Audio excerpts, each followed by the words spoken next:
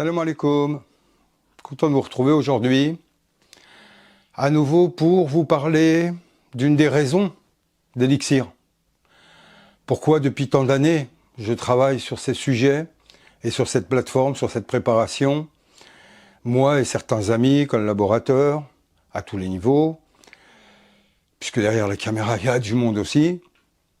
C'est un lourd labeur, mais qui en vaut la chandelle. Encore une fois, vous connaissez, je pense, pour certains d'entre vous, à travers Saut 24, j'ai pu déjà plus ou moins parler de nombreux sujets, vous savez plus ou moins qui je suis, et vous savez ô combien je suis attaché aux principes et aux priorités telles qu'Allah nous les a donnés et qui nous habitent depuis tellement longtemps. Ce besoin de connaissance, besoin d'amour, besoin de liberté, besoin de paix, quête du bonheur, quête de l'harmonie, quête du divin.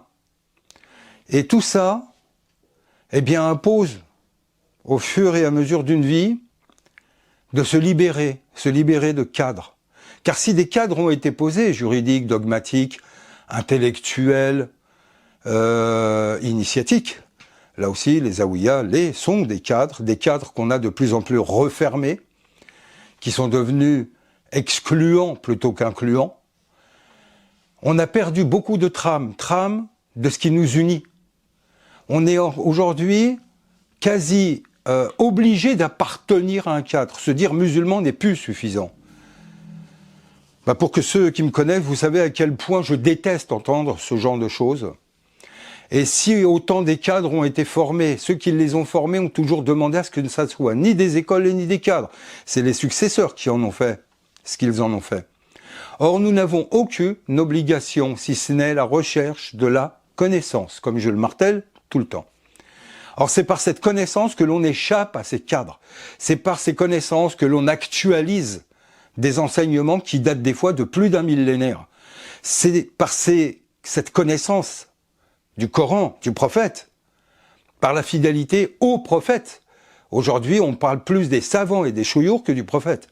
C'est par cette fidélité au prophète qu'on se libère et qu'on se délivre, que l'on récupère sa vie dont on sera seul à devoir rendre des comptes. Elixir est là pour donner cette connaissance, du moins dans ses grandes lignes, dans ses principes. Vous seront donnés également les moyens d'aller chercher plus loin. Un travail personnel est toujours important, enrichissant et nécessaire.